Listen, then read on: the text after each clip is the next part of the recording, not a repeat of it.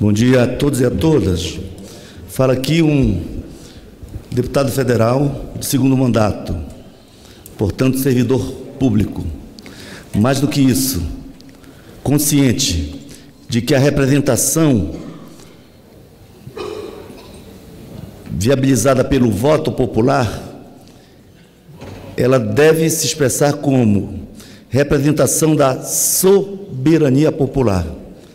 Nesse sentido, um servidor público não pode ser outra coisa que não um servidor do público.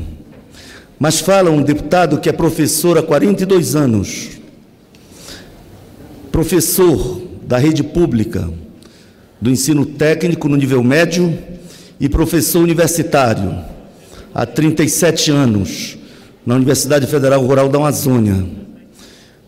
Fala aqui, com muita honra, um deputado do PSOL que contribuiu para a constituição de instrumentos importantes da luta dos servidores.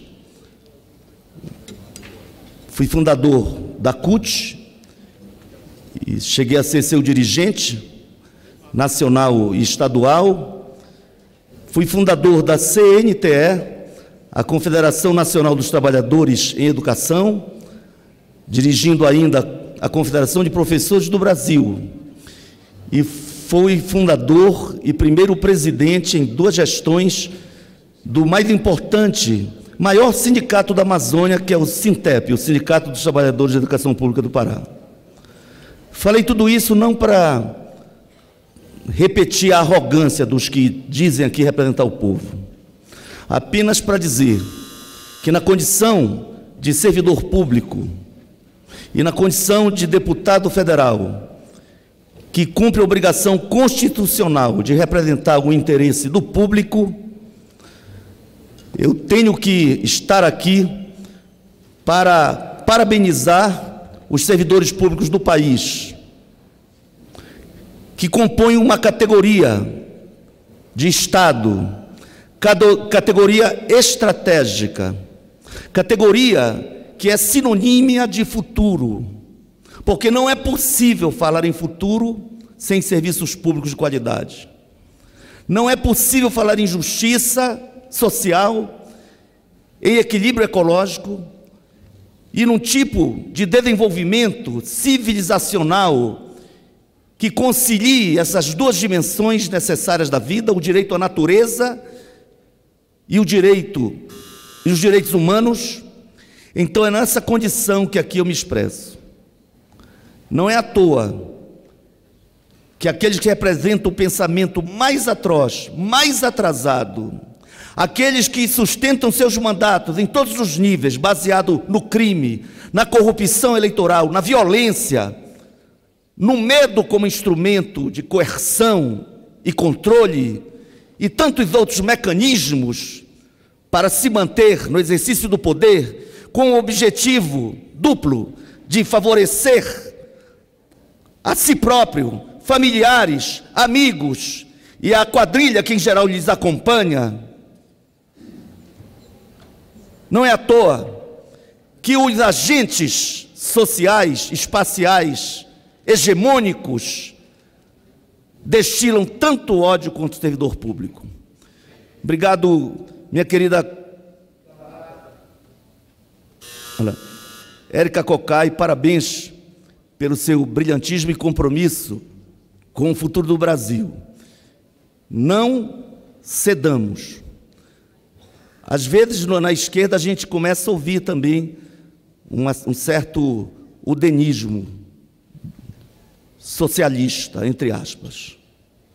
Não dá para entrar nesse jogo de que é possível desenvolver o país, garantir direitos, igualdade, liberdade, democracia, desvalorizando os servidores públicos e os colocando como algozes do país. A reforma da Previdência é exemplo de um crime contra o país, contra o futuro do país. E ontem, para os estudantes aqui do estágio de visita, eu disse: qual foi o político prejudicado? Qual foi o empresário prejudicado? Qual foi o servidor público da estatura hierárquica de ministérios, tribunais superiores, que se sente prejudicado?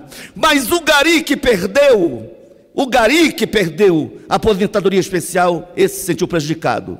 E os servidores públicos que se aposentam dentro de um teto de 5 mil e poucos, esses também são prejudicados e são colocados como algozes, como marajás, como tudo de ruim para o país, como se fosse possível ter saúde pública, educação, assistência, sem psicólogos, médicos, professores públicos. Eu concluo dizendo, enquanto isso, eu não vou nem citar jornais críticos, leiam o site da UOL e a matéria do Globo de hoje. Desaparecido em alguma caverna da modernidade neoliberal, o senhor Queiroz continua operando. Leiam o que é que diz hoje. Vou concluir com isso, presidente. O que diz hoje, gravado o diálogo do Queiroz com um potencial empregado público. Ah, esses podem. Assim, cara, no Senado ou na Câmara, tem uns 500 cargos.